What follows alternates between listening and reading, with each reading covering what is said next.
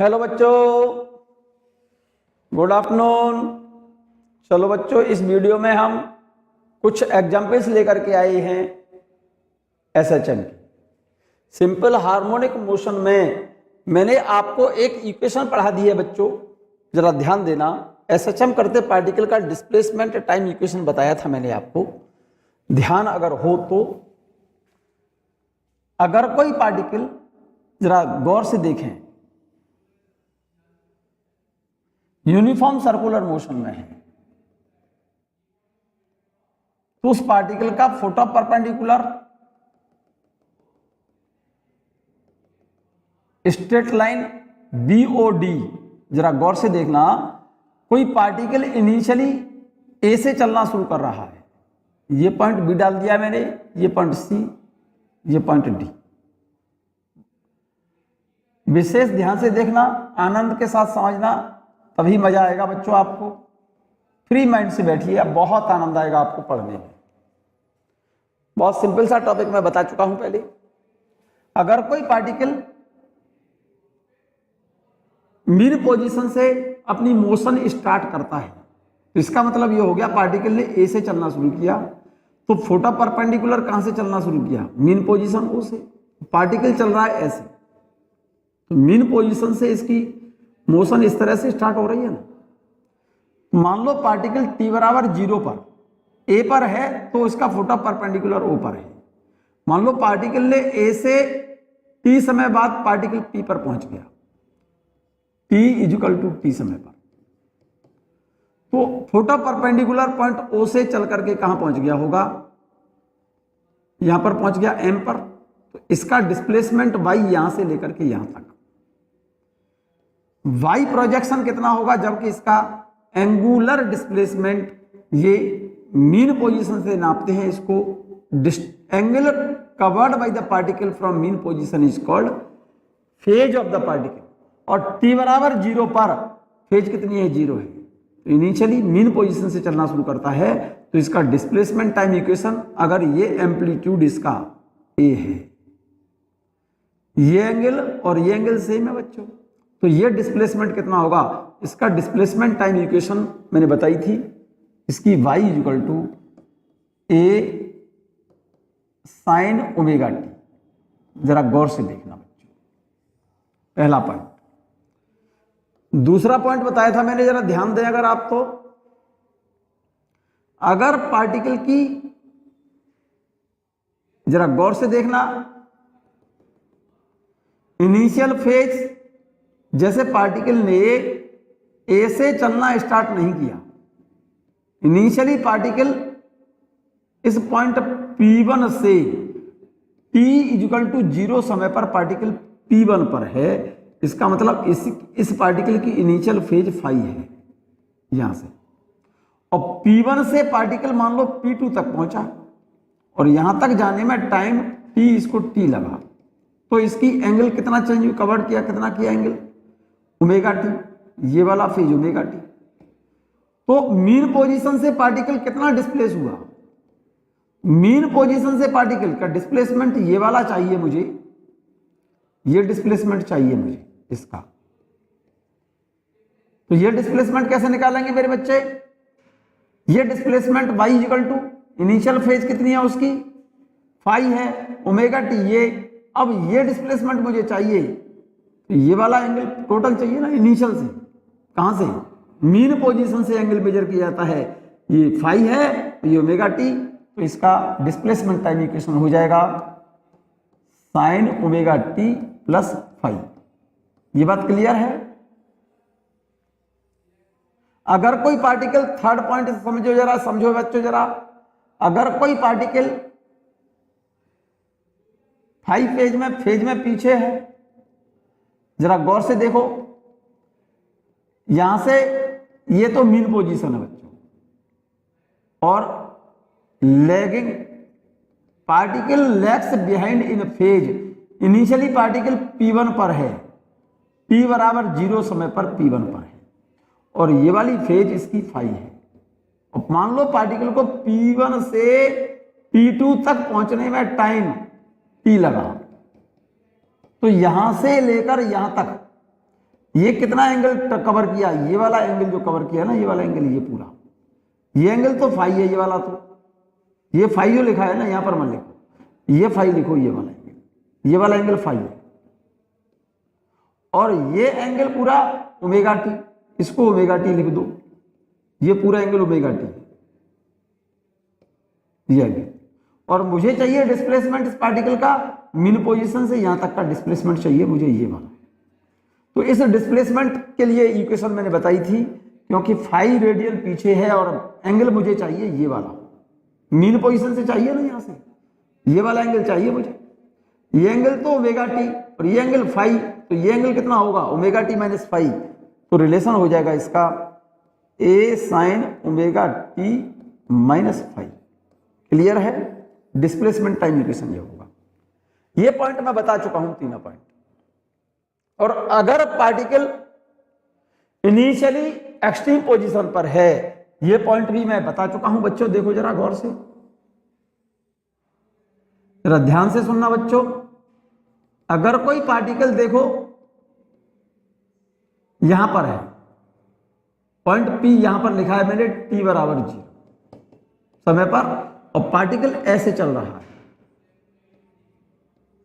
Initially particle extreme position पर है, और पार्टिकल मान लो यहां से चल करके यहां पहुंचा, ये P1 मान लो, ये P2 मान लो, तो इसकी ये फेज कितनी है ओमेगा टी, और ये फेज कितनी है 90।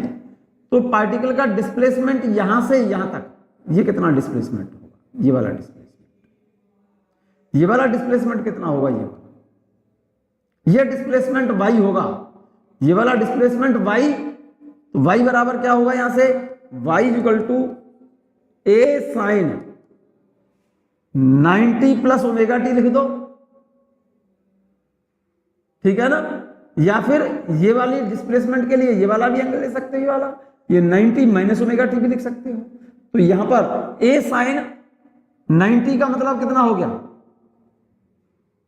ठीक है ना, ए साइन 90 प्लस ओमेगा टी, ठीक है ना, 90 प्लस ओमेगा टी भी लिख सकते हो, और ए बराबर वाई बराबर ए साइन 90 माइनस ओमेगा टी भी लिख सकते हो।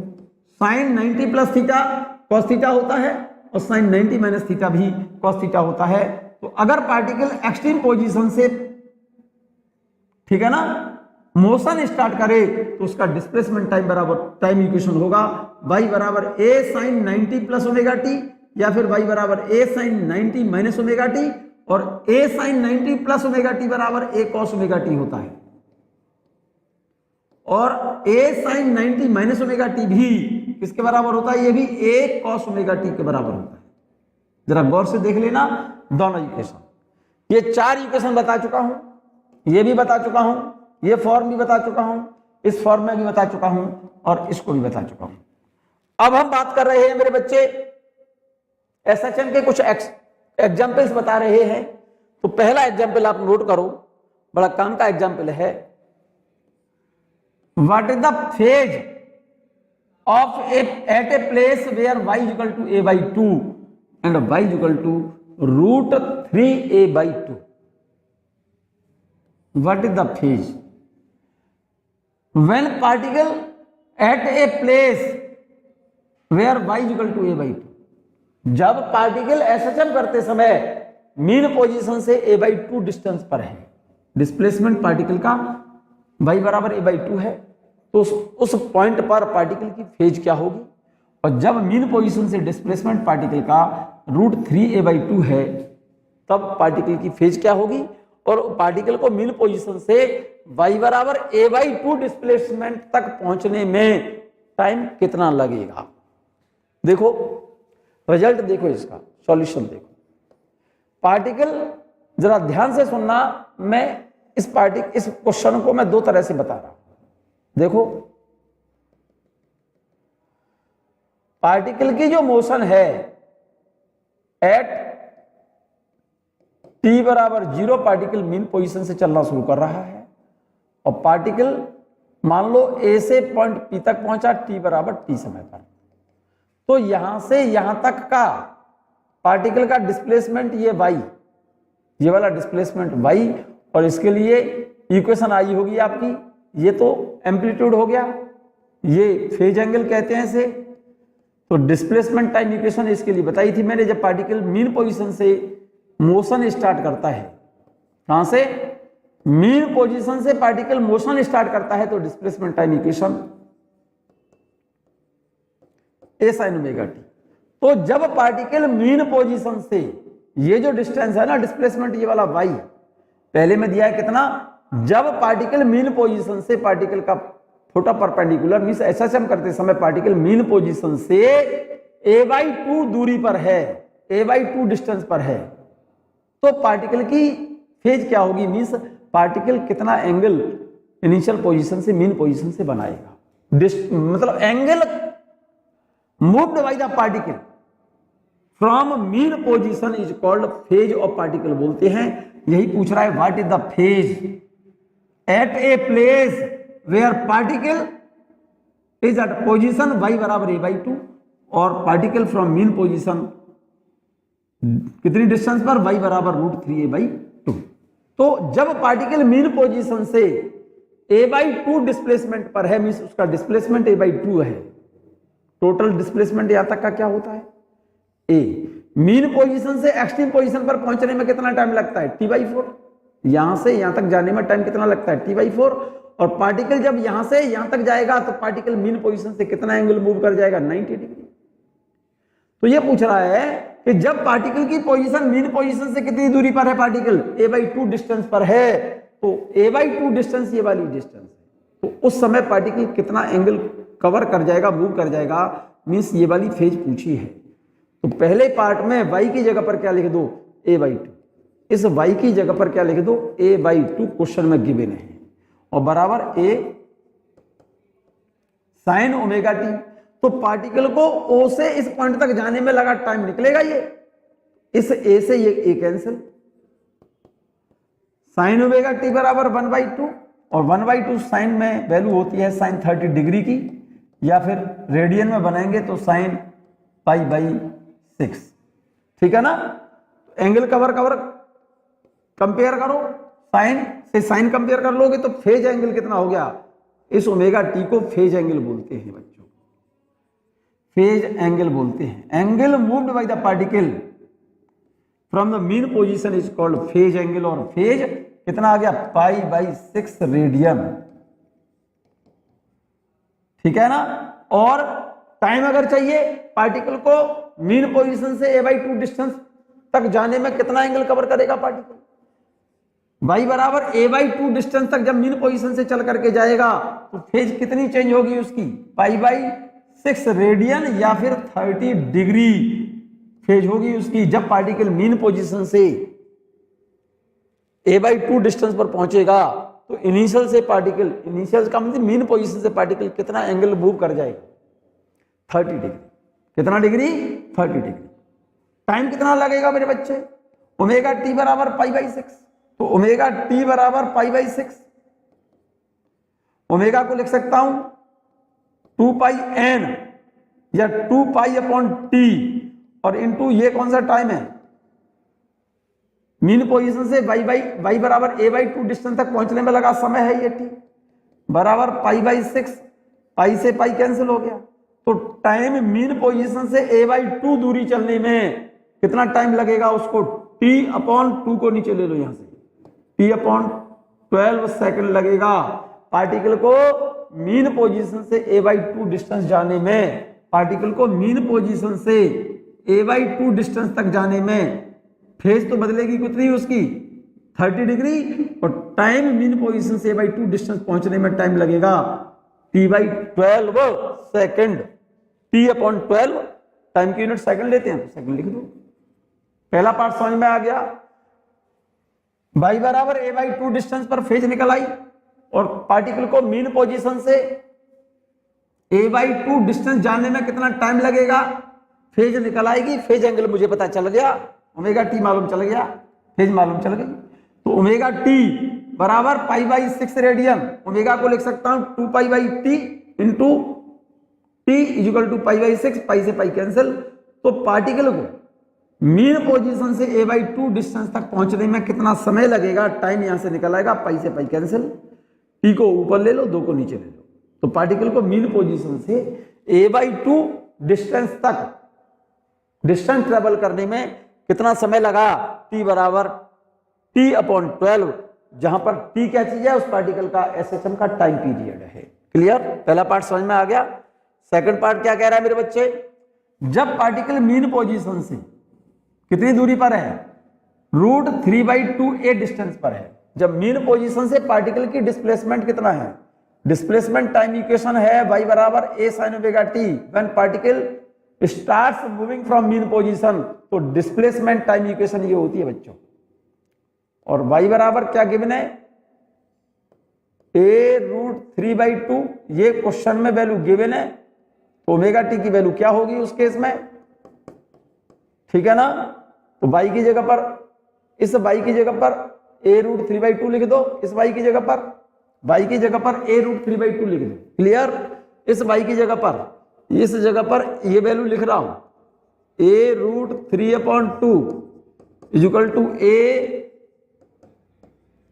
sin ओमेगा टी, a से a cancel, sin omega T equal to कितनी वैल्यू आ गई, √3/2, और √3/2 साइन में वैल्यू होती है sin 60 डिग्री की। जरा गौर से देखना मेरे बच्चे, कितने डिग्री की वैल्यू होती है, sin 60 डिग्री का मतलब हो गया sin π/3। तो इसका मतलब ओमेगा टी की वैल्यू आ गई 60 डिग्री लिखो या फिर π/3 रेडियन लिखो। This is the phase angle.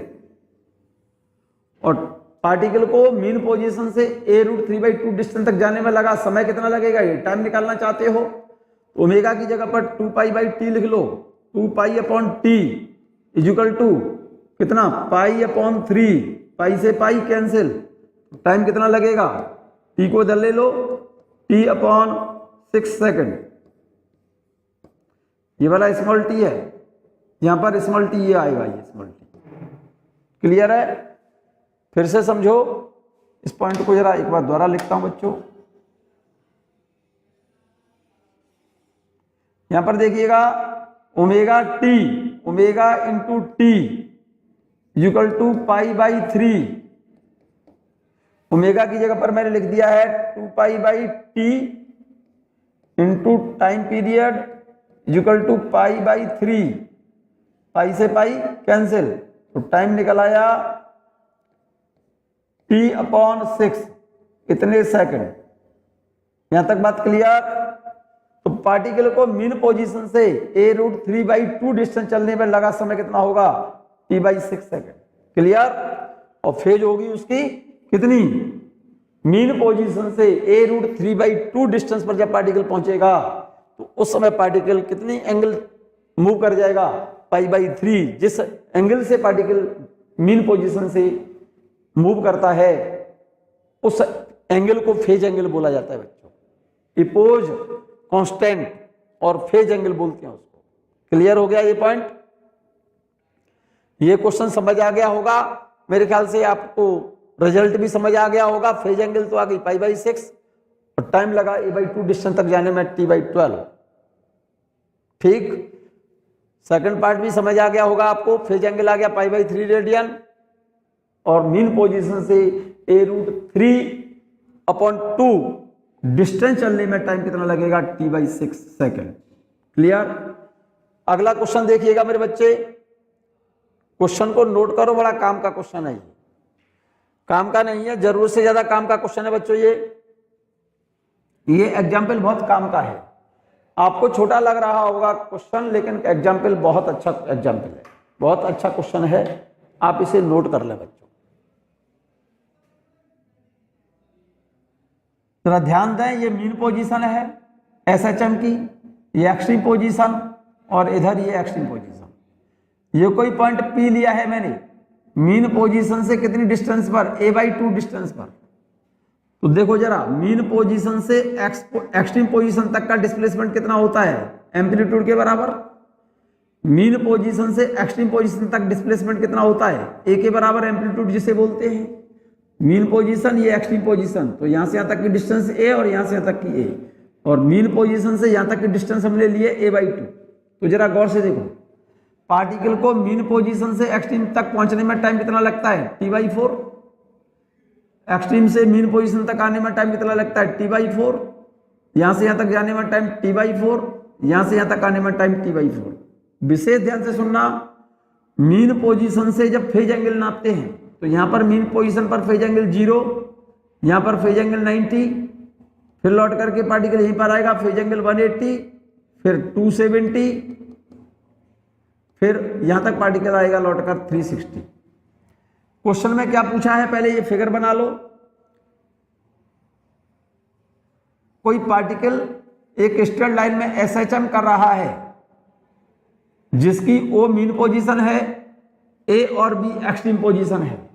मैंने मीन पोजीशन और एक्सट्रीम पोजीशन के बीच में कोई पॉइंट लिया है P, जिसकी मीन पोजीशन से डिस्टेंस कितनी है, एम्पलीट्यूड का हाफ a/2। तो क्वेश्चन ये पूछ रहा है, calculate time taken by the particle to go from O to P। मतलब पार्टिकल को O से P तक जाने का समय पूछा है। सेकंड पार्ट में पूछा है क्या बता, time taken by the particle go from A to P। O से P तक पहले वाले पार्ट में तो पूछा है पार्टिकल को O से P तक जाने का समय, O से P तक जाने का समय। सेकंड पार्ट में पूछा है पार्टिकल को A से P तक आने में लगा समय, यहां से यहां तक का टाइम पूछा है। फर्स्ट पार्ट में तो O से P तक जाने का समय पूछा है, और सेकंड पार्ट में A से P तक आने का समय पूछा है। ये वाला A से P तक का समय पूछा है।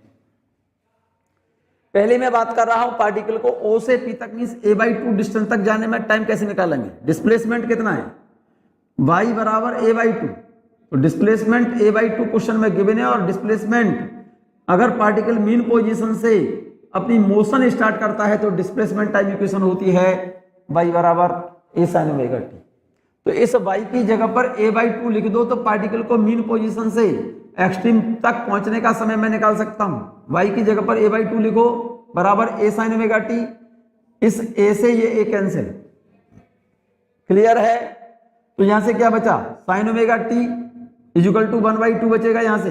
तो देयरफॉर sin ओमेगा t बराबर 1/2। यहां तक बात क्लियर है या नहीं है क्लियर, यहां तक बात clear. sin omega t equal to 1/2, 1/2 sine में वैल्यू होती है sin π/6 की, sin 30 की वैल्यू होती है। साइन में 1/2 जो वैल्यू होती है sin 30 डिग्री की होती है, तो sin 30 डिग्री को π/6 लिख सकता हूं ना। कंपेयर करो एंगल, इसका एंगल कितना है ओमेगा टी, और इसका एंगल कितना है π/6। ये भी साइन और ये भी साइन, तो इसका एंगल इसके एंगल के बराबर लिख दो, ओमेगा टी बराबर π/6। ऐसा मत करना साइन से साइन काट दो, कहीं एंगल कंपेयर होते हैं काटा नहीं जाता, ये साइन से साइन काट मत देना इसे। इसका एंगल इसके एंगल के बराबर कर दो, तो ओमेगा टी बराबर π/6। तो ओमेगा टी बराबर π/6 ये आ गया। ओमेगा की वैल्यू लिख दो, टी निकालना है। पार्टिकल को O से P तक जाने का टाइम है इस वाले फॉर्मूले में ये टी। तो ओमेगा की वैल्यू लिखो 2π/t। इसके इस स्टेप के बाद देखो मैंने ये लिखा है, इस ओमेगा की जगह पर लिखा है 2π/t। ये टाइम है O से P तक जाने का, इक्वल टू π/6। यहां से पाई से पाई कैंसिल, तो ये टाइम निकल आया।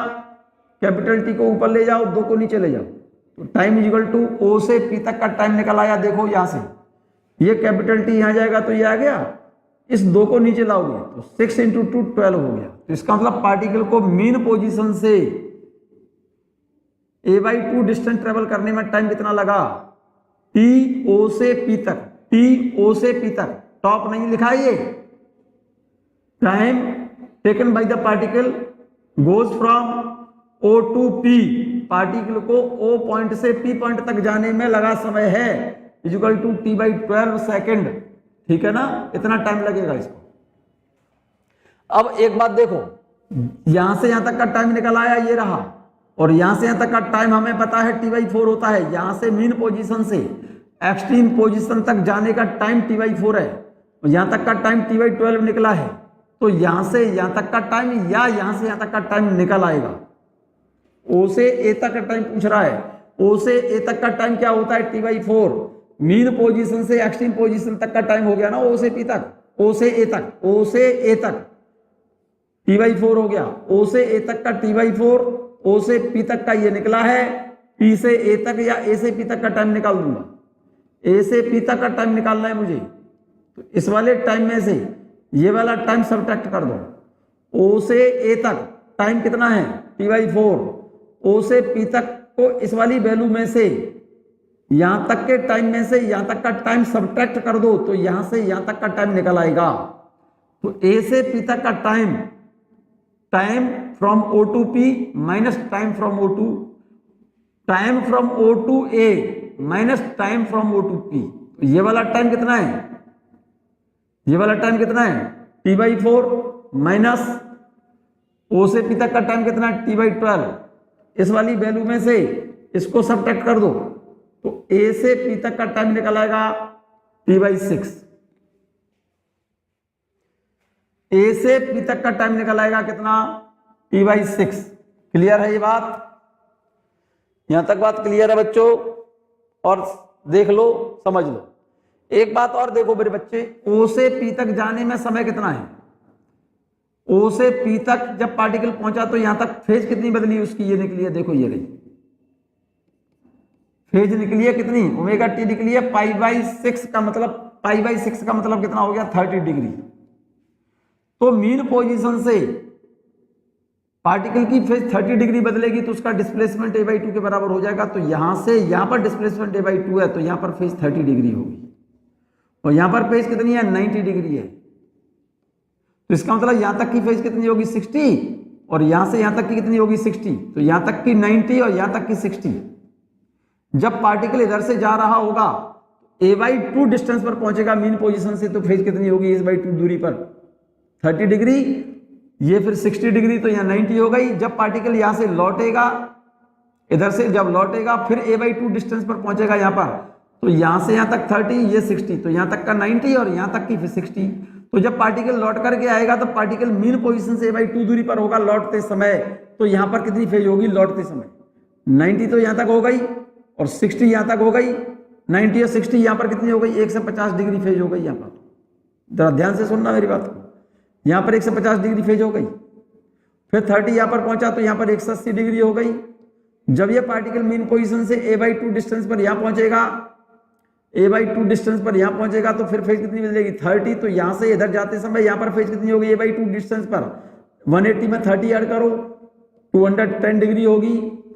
60 डिग्री और ऐड कर दो इसमें तो 270 होगी। 60 डिग्री इसमें ऐड कर दो इधर लौटते समय, 270 प्लस 60, तो यहां पर लौटते समय पार्टिकल की फेज यहां पर कितनी होगी, 330 डिग्री। ये बात क्लियर है? खैर छोड़ो इस बात को बच्चों, फिर से एक बात समझो, सिंपल सी बात समझाना चाहता हूं। पार्टिकल जब मीन पोजीशन से a/2 डिस्टेंस तक जाएगा तो फेज बदलेगी 30 डिग्री। एक्सट्रीम पोजीशन पर पहुंचेगा तो बदलेगी 90 डिग्री।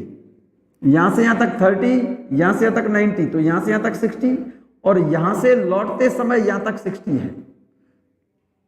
ये ध्यान रखना, 90 तो यहां तक हो गई और 60 यहां तक हो गई। तो पार्टिकल जब यहां से यहां पर पहुंचा कितनी फेज बदल गई, 90 डिग्री, और लौट करके पार्टिकल यहां पर आ रहा है a/2 डिस्टेंस पर, तो यहां से लेकर यहां तक लौटते समय टोटल फेज कितनी बदल गई, 90 प्लस 60, 150 डिग्री हो गई। यहां पर लौटते समय तो 150 डिग्री होगी इसी पॉइंट पर, और जाते समय यहां से इसी पॉइंट पर फेज होगी कितनी, 30 डिग्री। जाते समय तो फेज होगी 30 डिग्री इस पॉइंट पर, और लौटते समय पार्टिकल की इसी पॉइंट पर फेज होगी 150 डिग्री। ये बात अच्छे से समझ लो, ठीक से क्लियर है? ये क्वेश्चन तो समझ आ ही गया होगा।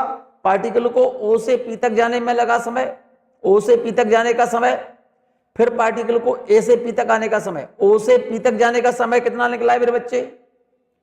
O से P तक का टाइम निकाल लिया आपने T/12। यहां तक का टाइम T/4 था, T/4 में से T/12 सब्ट्रैक्ट कर दोगे तो यहां तक का टाइम निकल आएगा। यही मैंने किया है। क्लियर है ये बात? नेक्स्ट क्वेश्चन देखिएगा पहले। नेक्स्ट क्वेश्चन बहुत काम का, बहुत इंपॉर्टेंट पॉइंट है, बहुत इंपॉर्टेंट क्वेश्चन है बच्चों, जरूरत से ज्यादा इंपॉर्टेंट क्वेश्चन है बच्चों। इस पॉइंट को, इस क्वेश्चन को जरा ध्यान से सुनना। बहुत सिंपल सा क्वेश्चन है। What is the phase difference between two particles? What is the phase difference between two particles when they cross at y बराबर a/2 इन अपोजिट डायरेक्शंस?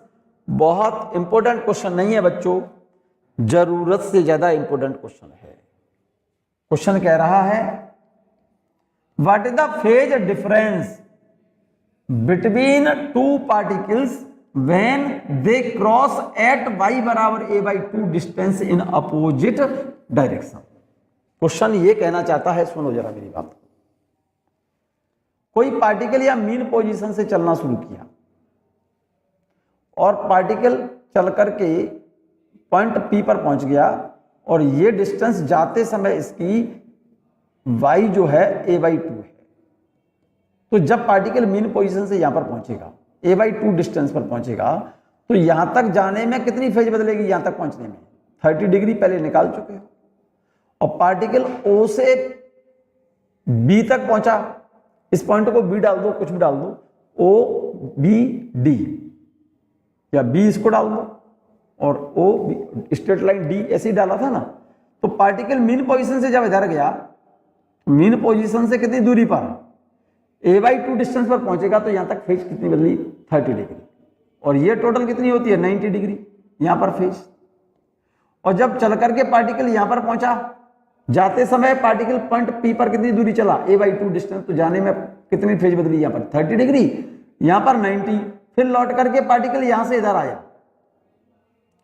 तो यहां तक 90 और ये कितनी हो गई? यहां से यहां तक की 30 होगी। यहां से यहां तक की 30 है बच्चों, ये पूरी 90 है, तो यहां तक की 60 हुई, यहां तक की 90 और यहां तक की 60, यहां तक की 90 है। फिर से समझो, यहां से यहां तक की फेज 30 और टोटल 90 है, तो यहां से यहां तक की 60 होगी। तो फिर यहां से यहां तक भी तो 60 होगी, तो यहां तक की तो 90, लौटते समय फिर 60 ही होगी।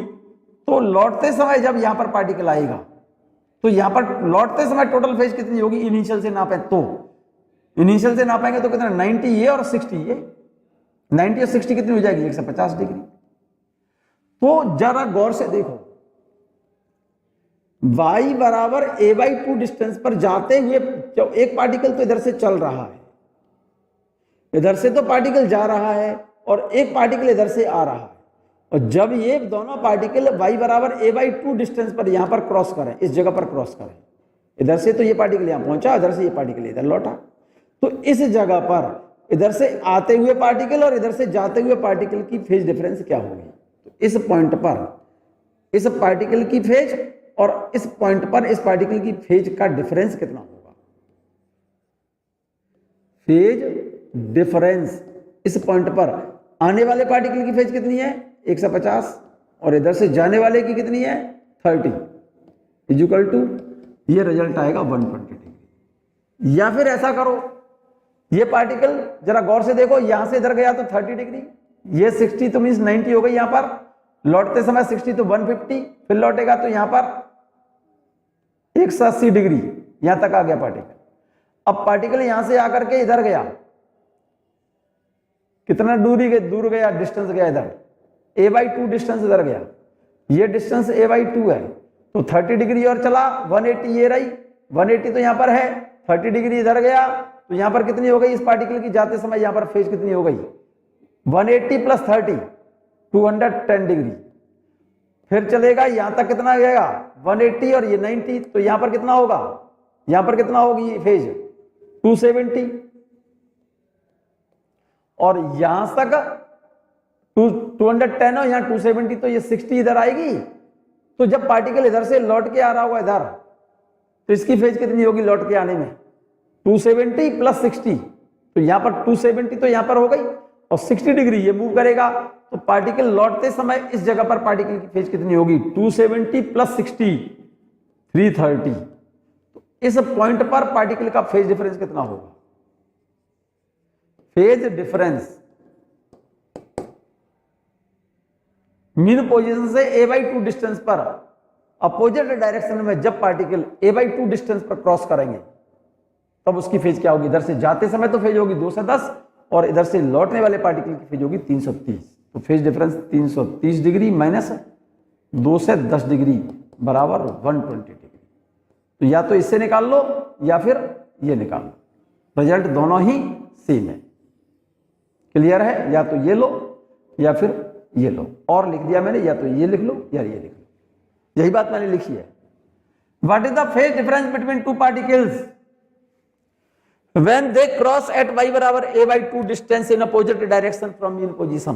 तो यहां पर यही लिखा है, देखो मीन पोजीशन पर फेज 0, a/2 डिस्टेंस पर जाते समय कितनी होगी 30 डिग्री, यहां पर 90 और 60 और लौट करके आया पार्टिकल तो 150, और इधर जाते समय तो 30 और आते समय 150। फेज डिफरेंस इस पॉइंट पर इस पार्टिकल और इस पार्टिकल के बीच का फेज डिफरेंस कितना हो गया 120।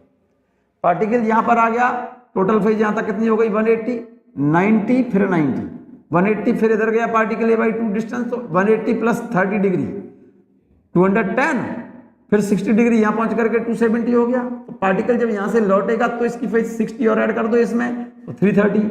तो इधर से लौटते हुए पार्टिकल और इधर से आते हुए पार्टिकल के बीच फेज डिफरेंस, तो इधर से जा रहा है जो पार्टिकल इस पॉइंट पर फेज उसकी कितनी है 210, इधर से जो आ रहा है इस पॉइंट पर फेज कितनी है 330। तो 330 और 210 का डिफरेंस कितना है 120। तो यही लिखा है मैंने, फेज डिफरेंस एट P, इस पॉइंट की बात कर रहा हूं 150 माइनस 30, या फेज डिफरेंस एट Q, इस पॉइंट को नाम मैंने Q डाला है बच्चों यहां पर। फेज डिफरेंस एट Q 330 माइनस 210 इज इक्वल टू 120। तो फेज डिफरेंस कितना आ गया 120 डिग्री, या रेडियन बनेंगे तो ये पाई बाई 180 से मल्टीप्लाई कर दो, इसको मल्टीप्लाई करो पाई अपॉन 180 से, तो रिजल्ट आ जाएगा 2 पाई बाई 3 रेडियन। क्लियर? मेरे ख्याल से ये क्वेश्चन नोट कर लिया होगा बच्चों। आप लोगों ने नहीं नोट किया है तो मैं थोड़ा सा और बड़ा कर दिया है ये क्वेश्चन, शायद आपको दिख रहा हो, नोट कर लीजिए आप इसे, नोट कर लो तेजी से। कर लिया रहा बेटा? चलिएगा एक क्वेश्चन और नोट कर लीजिए बच्चों। पहले ये क्वेश्चन नोट कीजिए तब क्वेश्चन समझ आएगा। पहले आपको क्वेश्चन नोट करो पहले आप। ए पार्टिकल, पार्टिकल लिखा है PARTICLE, a particle execute simple harmonic motion of amplitude 4 centimeter and the time period is 4 seconds. Note कर लिया? A particle execute simple harmonic motion of amplitude 4 centimeter and time period 4 seconds. What is the time taken by it? ध्यान से सुनना। What is the time taken by the particle to move from positive extreme position to half the amplitude? अगर particle ये कह रहा है बेटा what is the time taken by the particle to move from positive extreme position, to move from, question समझो, to move from कहां से चलना शुरू कर रहा है, to move from positive extreme position, positive extreme position to half the amplitude. Question ये कह रहा है कि पार्टिकल ने एक्सट्रीम पोजीशन से चलना शुरू किया और एक्सट्रीम पोजीशन से मीन पोजीशन की हाफ डिस्टेंस ट्रेवल करने में कितना टाइम पार्टिकल लेगा, ये पूछा है क्वेश्चन में। पहले थोड़ा सा इसको छोटा कर दिया बच्चों मैंने,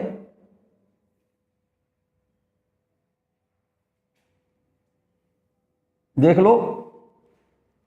पार्टिकल ने कहां से चलना शुरू किया, एक्सट्रीम पोजीशन से चलना शुरू किया है। ये मीन पोजीशन, ये एक्सट्रीम पोजीशन, ये एक्सट्रीम पोजीशन। पार्टिकल ने, देखो मैं इसको फिगर को ऐसे बना रहा हूं, चलिएगा।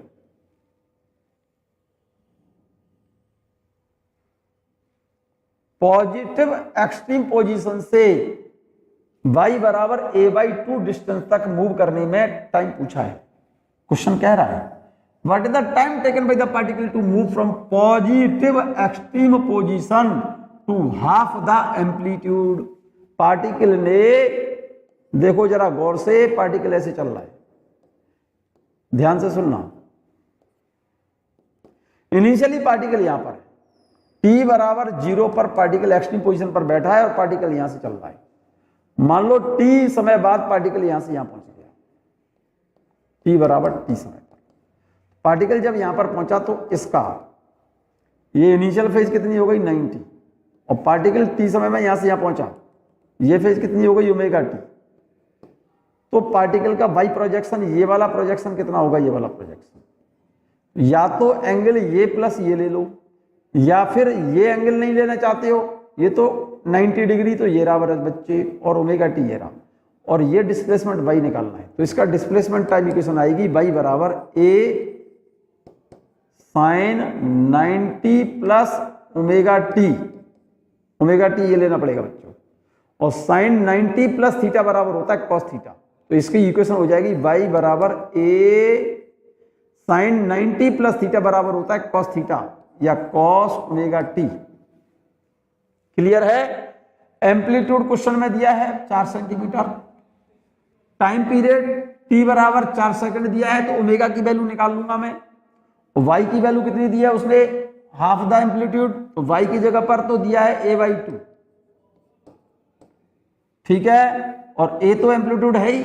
ओमेगा की जगह पर कितना दिया है उसने, ओमेगा की जगह पर दिया है 2π/t, और टाइम दिया उसने 4 सेकंड, तो ओमेगा बराबर कितना हो गया 2π/4, 2 से 4 को 2 बार काट दो तो ये वैल्यू आ जाएगी π/2, ओमेगा की वैल्यू π/2 आ गई। इक्वेशन में लगा दो y बराबर a cos ओमेगा टी में y की जगह पर a/2 बराबर a cos omega T, cos omega t, omega क्या कह रहा है मेरे बच्चे,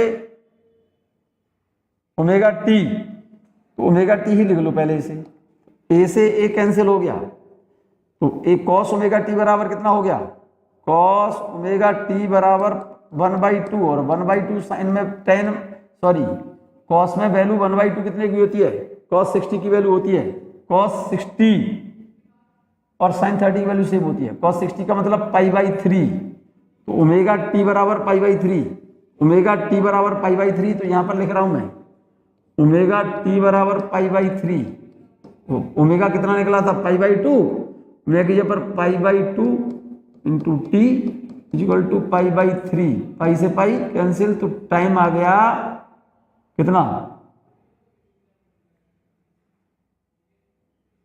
π/2 टी आएगा बच्चों। टी की वैल्यू 4 लिख दी है ना, कोई बात नहीं है, टी की वैल्यू लिखी हुई है क्वेश्चन में 4 सेकंड, तो टाइम कितना आ गया, टी बराबर इस 2 को ऊपर ले जाओ 2/3 सेकंड। क्लियर है? टाइम 2/3 सेकंड आ गया, चेक कर लो, नहीं तो ये रिजल्ट नोट कर लो बच्चों। y बराबर a/2, टी बराबर 4 सेकंड, तो डिस्प्लेसमेंट दिया y बराबर a/2, a cos omega T, a की वैल्यू कट गई, cos ओमेगा टी बराबर 1/2, cos ओमेगा टी 1/2 वैल्यू होती है cos 60 की, ओमेगा टी बराबर 60 को लिख सकता हूं π/3, cos π/3, तो ओमेगा टी बराबर π/3, ओमेगा की जगह 2π/t इंटू टी, अरे ओमेगा की जगह 2π/t into small t equal to π/3, pi से पाई कैंसिल कर दो, टी की वैल्यू लिख दो 4, 2 से 4 को काट देना 2 बार, स्मॉल टी निकल आएगा, टाइम निकल आएगा 2/3 सेकंड। यहां तक बात क्लियर हो गई होगी बच्चों, आपको क्लियर है? नेक्स्ट क्वेश्चन नोट कीजिए आप, यहां तक बात क्लियर है बच्चों? नेक्स्ट क्वेश्चन नोट कीजिए, सिंपल सा है, बहुत अच्छा सा क्वेश्चन है, ये एग्जाम्पल में बता चुका हूं, नोट करके लिखा चुका हूं। Equation, find out the equation of simple harmonic motion of the Y projection of the radius vector of revolving particle P in the given figure. Figure बना लो, बना लिया?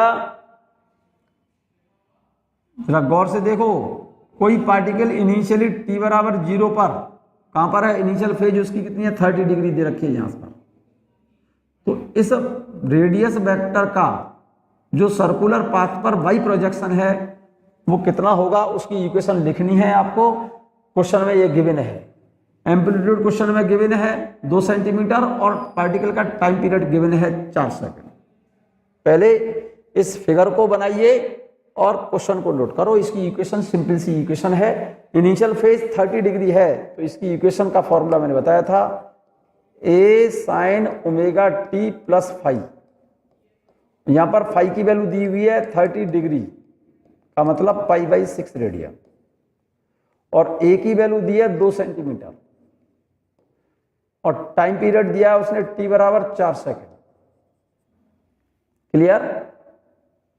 तो इक्वेशन लिख रहा हूं, y इक्वल टू ए की जगह पर 2 सेंटीमीटर, साइन ओमेगा की जगह पर 2π/t, capital T into small t plus 5, value लगा रहा हूं, ए की जगह पर तो 2 लिख दिया, साइन 2π/t की जगह पर 4 into small t plus π/3, π/6, y बराबर चेक कर लो 2 साइन, 2 से 2 बार काट दो इसे, तो ये कितना हो गया πt/2 प्लस π/6, y बराबर यही लिख के छोड़ दो, काफी है इतना। डिस्प्लेसमेंट टाइम इक्वेशन हो गई है, πt/2 प्लस π/6, ये रिजल्ट आ गया। ये रहा, नोट कर लिया बच्चों, क्वेश्चन नोट कर लिया, ठीक है। यही मैंने लिखा है, देखो यहां पर जब पार्टिकल इनिशियली कहां पर है, t बराबर 0 पर है, t बराबर 0 से पार्टिकल t बराबर t पर यहां पहुंच गया, तो इसका y प्रोजेक्शन ये वाला आएगा, ये एंगल कितना है ओमेगा टी, और इनिशियल फेज कितने हैं 30, तो इस पार्टिकल के y प्रोजेक्शन की इक्वेशन आ जाएगी y बराबर a sine omega T plus 5, omega को लिख सकता हूं 2π/2 into small t plus 5, a की वैल्यू लिख दी मैंने 2 सेंटीमीटर, ओमेगा को 2π/t, कैपिटल T की वैल्यू दे रखी है उसने क्वेश्चन में 4 सेकंड, वैल्यू सब्स्टिट्यूट करो, फाई की वैल्यू दे रखी है 30 डिग्री, फाई की वैल्यू 30 डिग्री को रेडियन बना लेना, π/6 रेडियन, फाई की जगह पर ये वैल्यू लिख देंगे π/6 रेडियन, ये वाली वैल्यू चेक कर लो आराम से, तसल्ली से, ठीक से चेक कर लो, नोट कर लो इसे। नोट कर लिया मेरे बच्चे? बहुत सिंपल क्वेश्चन है, आपको सिंपल लग रहा होगा, क्वेश्चन बहुत ज्यादा सिंपल है, फिर से मैं बोल रहा हूं, नोट कर लो। नोट कर लिया बेटे? चले आगे, चलिएगा। The time for simple harmonic motion is noted from the mean position. Mean position से ही टाइम नोट करते हैं हमेशा, ये ध्यान रखना। एक क्वेश्चन और नोट कीजिए, find out the equation of simple harmonic motion of the Y projection, of the Y projection, of the Y projection, of the Y projection of the radius vector of the radius revolving particle p in given figure.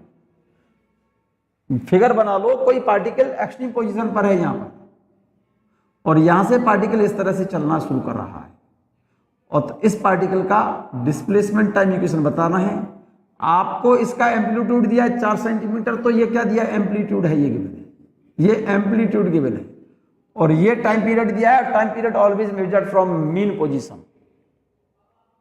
तो इसकी initial phase कितनी है मेरे बच्चे, 90 degree है। Particle यहां से चलना शुरू कर रहा है, यहां से t बराबर 0 पर, पार्टिकल चल करके मान लो यहां पहुंच गया, चल करके यहां पर पहुंच गया, जरा गौर से देखो इसका डिस्प्लेसमेंट टाइम इक्वेशन क्या हो जाएगी, देखो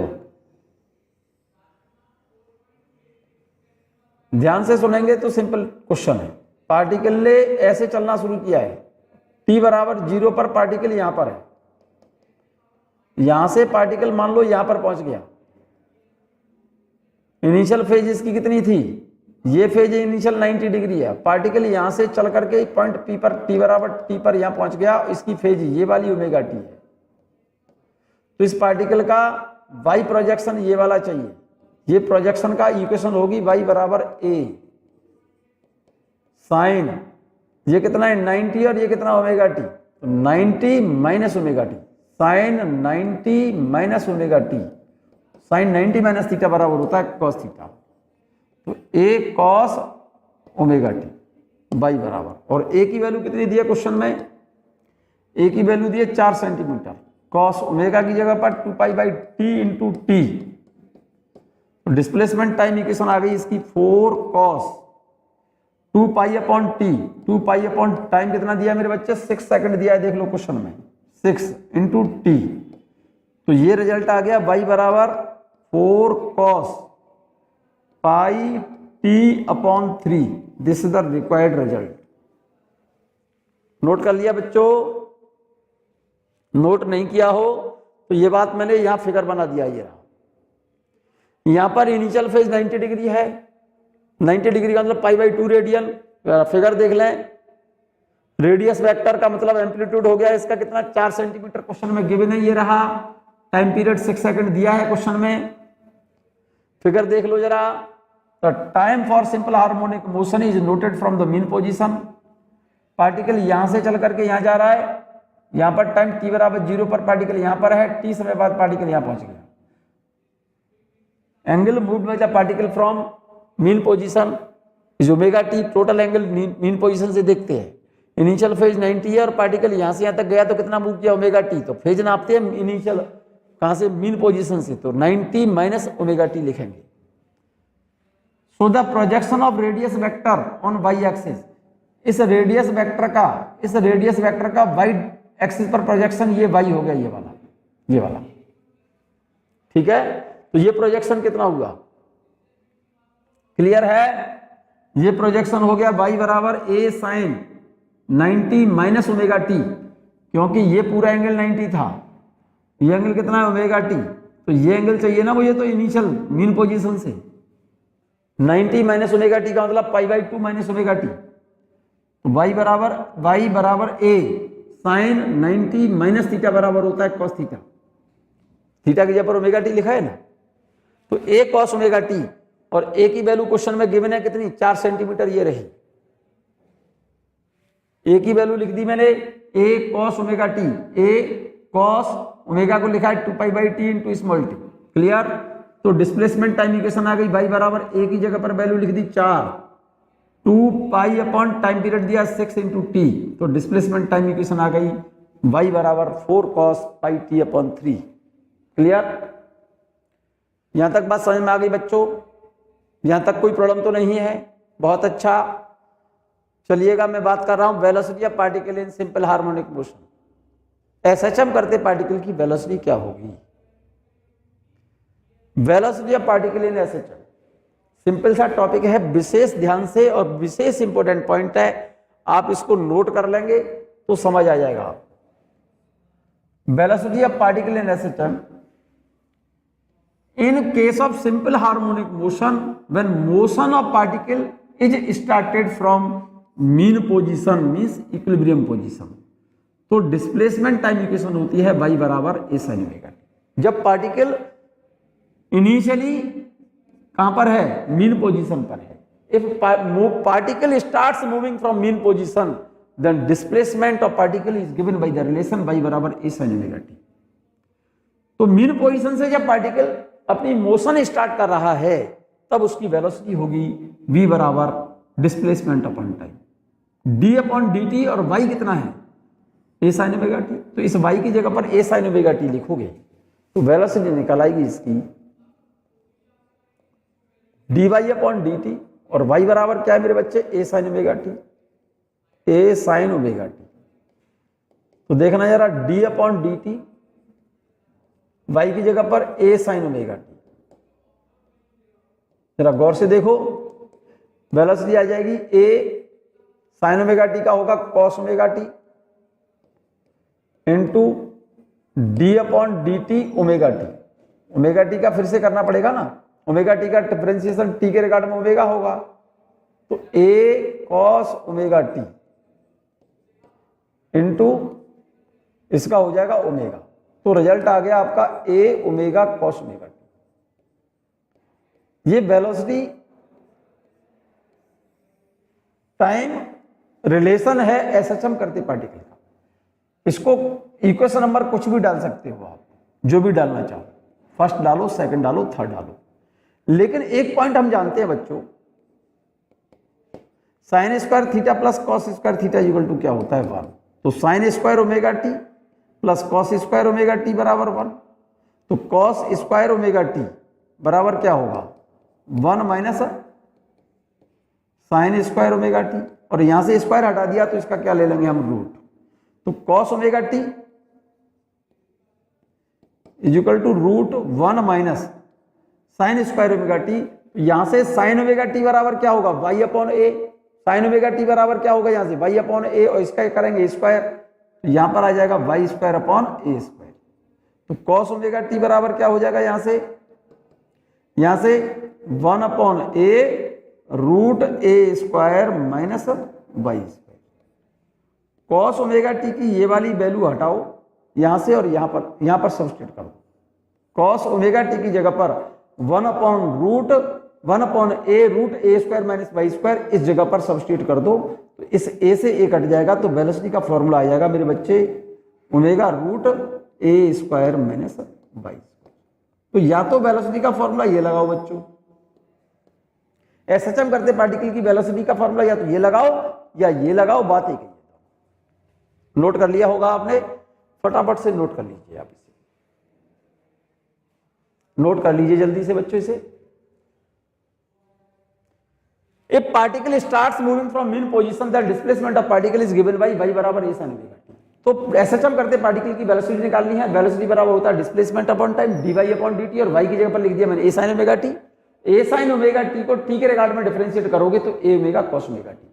तो वेलोसिटी एसएचएम करते पार्टिकल की वेलोसिटी टाइम इक्वेशन आ गई v बराबर a omega cos omega T. इस रिलेशन को याद रखना, इस वाले रिलेशन। इस ओमेगा टी को मैं लिख सकता हूं ए ओमेगा, तो एच टी लिख दिया मैंने।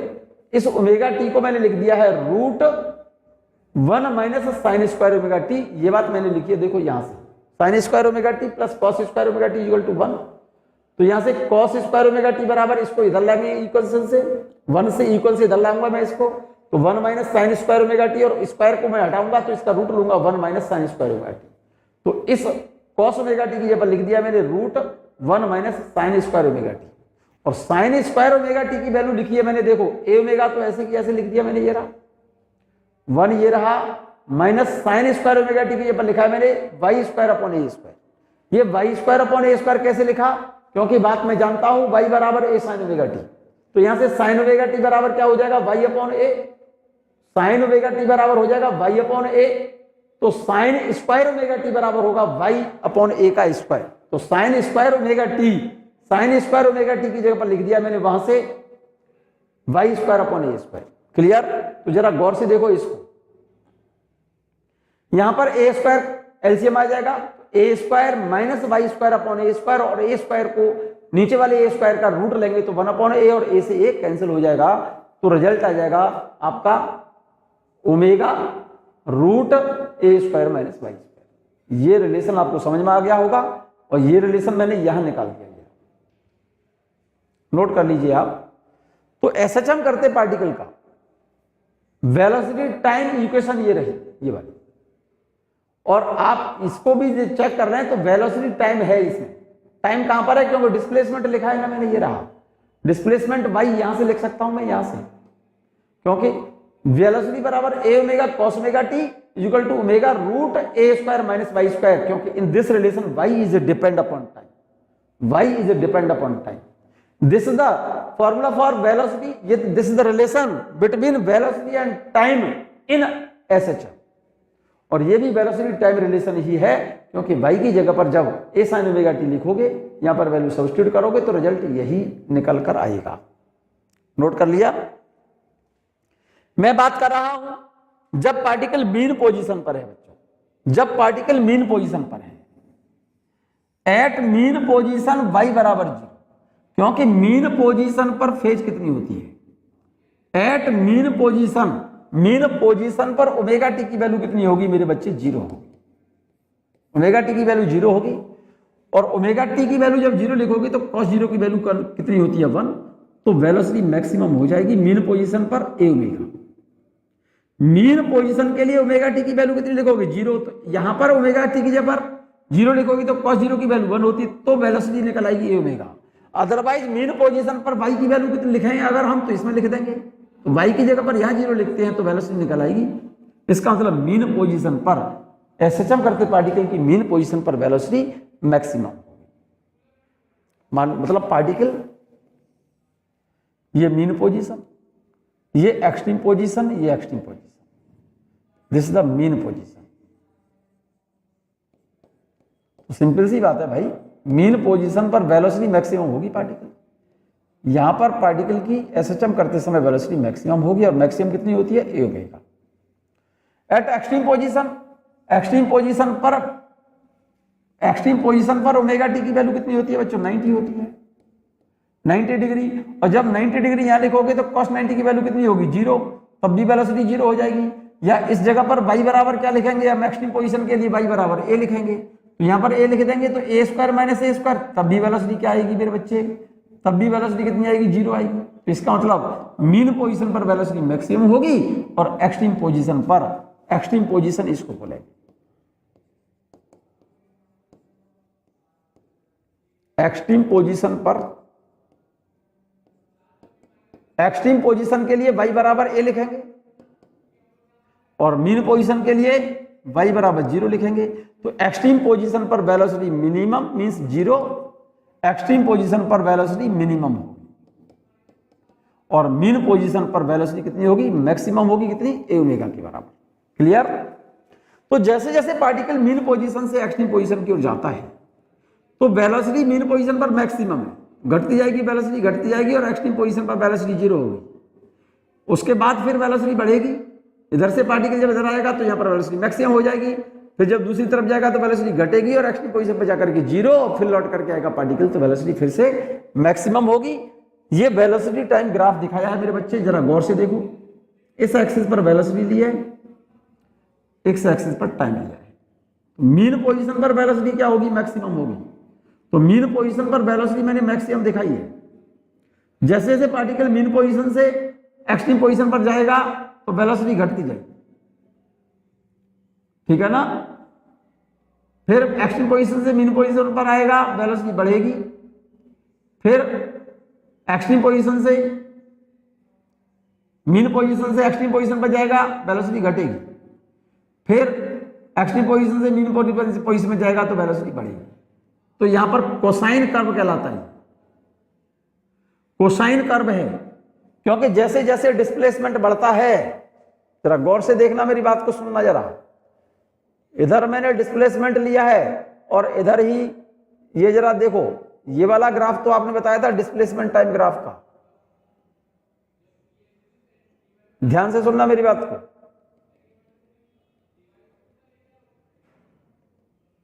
ये तो डिस्प्लेसमेंट टाइम ग्राफ है, वाई टी कर्व, और ये वी टी कर्व है, वी टी कर्व है ड्यूरिंग एसएचएम। क्योंकि मीन पोजीशन से डिस्प्लेसमेंट जैसे जैसे बढ़ता है वेलोसिटी घटेगी। यहां पर डिस्प्लेसमेंट मैक्सिमम, वेलोसिटी 0। फिर एक्सट्रीम पोजीशन से पार्टिकल जब मीन पोजीशन की ओर आएगा तो डिस्प्लेसमेंट तो घटेगा, वेलोसिटी बढ़ेगी। यहां पर वेलोसिटी मैक्सिमम होगी। फिर डिस्प्लेसमेंट बढ़ेगा, वेलोसिटी घटेगी। Displacement maximum, velocity 0। फिर डिस्प्लेसमेंट घट रहा है, डिस्प्लेसमेंट 0 हुआ, वेलोसिटी मैक्सिमम। ये कोसाइन कर्व है, ये वाला वेलोसिटी टाइम ग्राफ है, ये वाला, और ये डिस्प्लेसमेंट टाइम ग्राफ। ये वेलोसिटी टाइम ग्राफ दिखाया है और ये डिस्प्लेसमेंट टाइम ग्राफ मैं पहले ही बता चुका हूं। क्लियर है? क्लियर है? यहां तक क्लियर है? मैं बात कर रहा हूं acceleration in simple harmonic motion, acceleration in SHM. In case of simple harmonic motion, when motion of particle will starts from mean position, the displacement is given by the relation y बराबर a sin omega t and velocity v बराबर dy upon dt a omega cos omega t। Displacement ये होगा और velocity ये होगी, और इस velocity को again differentiate with respect to time तो निकलेगा एक्सेलरेशन। तो एक्सेलरेशन बराबर होता है dv upon dt, d upon dt v की जगह पर लिख सकता हूं dy अपॉन dt या a omega cos omega t, और a omega cos omega t को डिफरेंशिएट करोगे t के रिगार्ड में तो a ओमेगा तो कांस्टेंट है, cos ओमेगा t का डिफरेंशिएशन होगा minus omega sin omega t। देखो एसएचएम करते पार्टिकल का डिस्प्लेसमेंट टाइम इक्वेशन तो ये थी, a sin ओमेगा t। शर्त यह है पार्टिकल मीन पोजीशन से चलना स्टार्ट करे, dy upon dt equal to a omega cos omega t था। ध्यान आ रहा है? और एक्सेलरेशन क्या होगा मेरे बच्चे? ये एक्सेलरेशन को मैंने f से शो किया है क्योंकि एम्पलीट्यूड को शो कर दिया मैंने a से, और एक्सेलरेशन बराबर होता है dv अपॉन dt। और d v upon d t को मैं लिख सकता हूं डी अपॉन डी टी, और v की जगह पर लिख सकता हूं यहां से d y upon d t. यार गौर से देखना मेरे बच्चे, तो ये क्या हो गया d square y upon d t square. ये बात अच्छे से समझो, ये एक्सेलेरेशन की एसएचएम इक्वेशन है ये। एफ इक्वल टू यहां से D upon d t, d upon d t और वेलोसिटी की वैल्यू लिख रहा हूं, इस v की वैल्यू लिख रहा हूं ए ओमेगा कॉस ओमेगा टी, ए ओमेगा कॉस ओमेगा टी। और इसका डिफरेंशिएशन क्या होता है, ए ओमेगा तो कांस्टेंट है और कॉस ओमेगा टी का होता है minus omega sine omega t. Omega और ओमेगा ओमेगा स्क्वायर हो गया, तो एक्सेलेरेशन का रिलेशन आ गया minus omega square minus omega square a sine omega T. जरा गौर से देखना, ये एक्सेलरेशन है और ए साइन ओमेगा टी को लिख सकता हूं मैं y, f equal to minus omega square y. Omega is constant, omega is constant, so acceleration is a directly proportional to omega, यहां पर कांस्टेंट है, so hence acceleration of particle during SHM is a directly proportional to minus y. Here negative sign shows that direction of acceleration during SHM is opposite to displacement. ये बात मैंने यहां लिखी है मेरे बच्चे, देखो acceleration d b upon d t, d upon d t v की जगह पर a omega cos omega t का डिफरेंशिएशन करेंगे तो रिजल्ट ये आएगा minus a omega square sine omega t. Omega square constant है, ए साइन ओमेगा टी की जगह पर मैंने वाई लिख दिया है, तो एक्सेलेरेशन का रिलेशन आ गया minus a omega square sine omega t लिखो या माइनस ओमेगा स्क्वायर वाई लिखो। यह displacement angular acceleration in SHM is directly proportional to displacement. और यहां पर माइनस साइन जो देख रहे हैं ये वाला, ये क्या शो कर रहा है, डिस्प्लेसमेंट और एक्सेलरेशन अपोजिट डायरेक्शन में है, यहां पर लिख दिया है। Here negative sign shows that the direction of acceleration f and displacement y are in opposite to each other. Here direction of y from mean position to extreme position, पहले भी बढ़ा चुका हूं मैं, and the direction of acceleration is from extreme position to mean position. So magnitude of acceleration, तो यहां से minus sign हटा दो, केवल मैग्नीट्यूड दिखाना चाहते हो एक्सेलरेशन का तो माइनस साइन हटाओ, तो omega square y at mean position पर बाई जीरो लिख दो, तो एक्सेलरेशन तो जीरो होगा, मीन पोजीशन पर वेलोसिटी मैक्सिमम होगी, और एक्सट्रीम पोजीशन बाई बराबर ए लिख दो, तो एक्सेलरेशन मैक्सिमम होगा और वेलोसिटी जीरो होगी। ये बात क्लियर है, यहां तक बात क्लियर है मेरे बच्चे। एक्सेलरेशन टाइम ग्राफ देखेंगे तो डिस्प्लेसमेंट टाइम ग्राफ का जस्ट अपोजिट आएगा, क्योंकि अपोजिट फेज में है। यहां पर मैंने एक्सेलरेशन लिया है, इस वाली एक्सिस पर टाइम लिया है, तो डिस्प्लेसमेंट टाइम ग्राफ का जस्ट अपोजिट आएगा। ये डिस्प्लेसमेंट ऊपर से आया था, ऐसे लिया था डिस्प्लेसमेंट,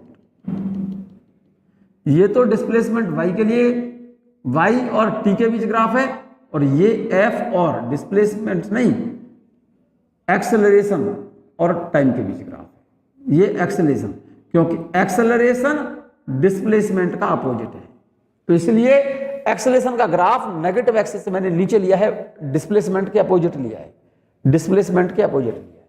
क्लियर, यहां तक बात क्लियर है, यहां तक बात क्लियर है बच्चों। मैं बात कर चुका हूं मेरे बच्चे एसएचएम करते पार्टिकल का डिस्प्लेसमेंट, वेलोसिटी और एक्सेलरेशन। इस वीडियो को बच्चों एक दो बार रिवाइज कर लें, ठीक है ना। यहां से नेक्स्ट वीडियो में लेकर के आएंगे बच्चों हम conservation of energy in SHM. तब तक के लिए इस वीडियो को एक दो बार रिवाइज करें, एक बार वीडियो देख लें और कॉपी पर नोट कर लें, उसको रिवाइज कर लें, ठीक है।